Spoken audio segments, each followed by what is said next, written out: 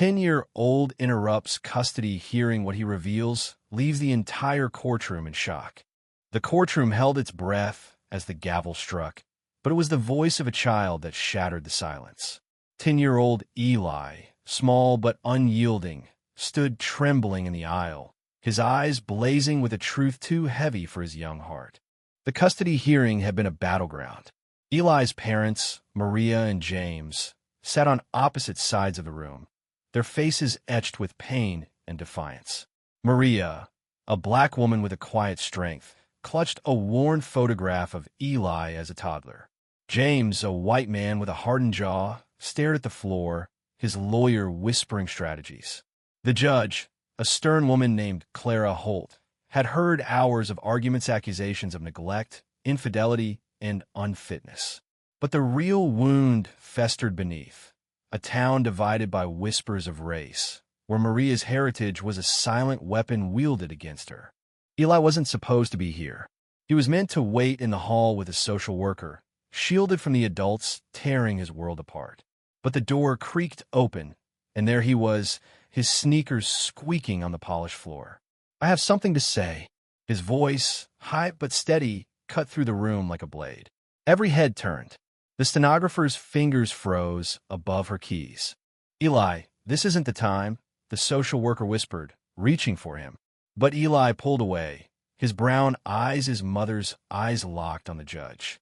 "You don't know the truth," he said, his voice cracking but resolute. "Nobody's saying it, but I will." The room was a powder keg. Maria's lawyer stood, objecting, while James's attorney smirked, assuming the boys' words would bolster their case.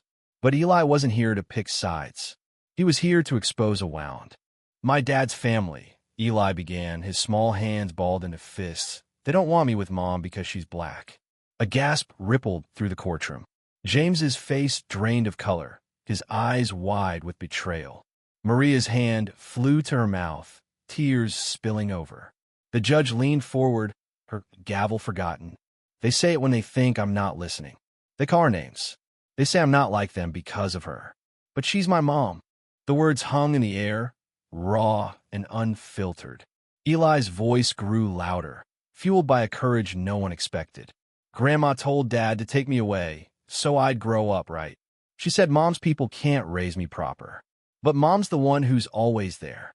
She teaches me to read, cooks my favorite tacos, holds me when I'm scared. Dad's family, they just want me to be someone I'm not." The courtroom was a frozen tableau, every face reflecting shock, shame, or recognition. The stenographer resumed typing, her fingers trembling. Judge Holt's voice, usually commanding, softened. "Eli, are you saying your father's family influenced this custody fight because of your mother's race?" Eli nodded, tears streaming down his face. "They think I don't see it, but I do. At school, kids say stuff too. They call me names because I'm mixed. But Mom says I'm enough just as I am. Why can't they see that?" Maria sobbed quietly, her shoulders shaking. James stared at his son, his face a mask of guilt and conflict. His lawyer tried to interject, but the judge silenced him with a sharp look. "Let the boy speak," she said. Eli took a shaky breath. "I don't want to lose either of them.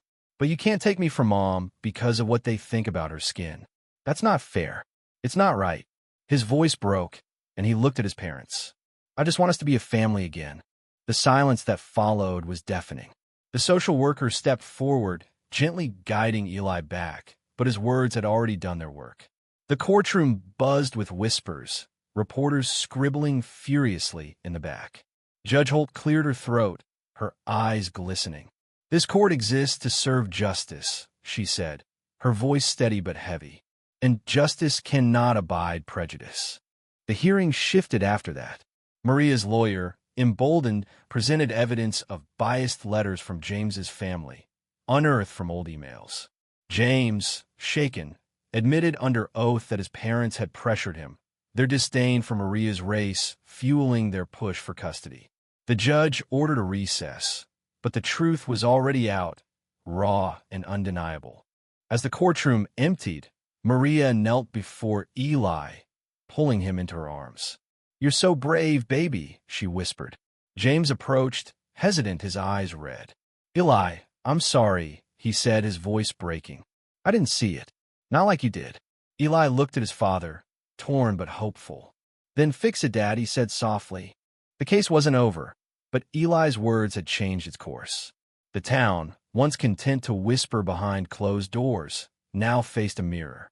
Eli, just 10 years old, had held it up. His courage wasn't just in speaking it, was in believing that truth could mend what prejudice had broken. In the days that followed, the story spread. Reporters called it a wake-up call, a child's plea for fairness in a world too quick to judge. Maria and James began counseling, not just for custody, but to heal the rift between them. Eli, though still caught in the middle, found peace in one truth: his voice mattered. And in a courtroom that day, it had moved mountains. The wooden gavel rest, bearing the handwritten words, "Truth shatters silence," remained in the courtroom, a quiet testament to a boy who refused to let hate win. Thank you for listening. If you find it interesting, please like and subscribe to follow the next stories.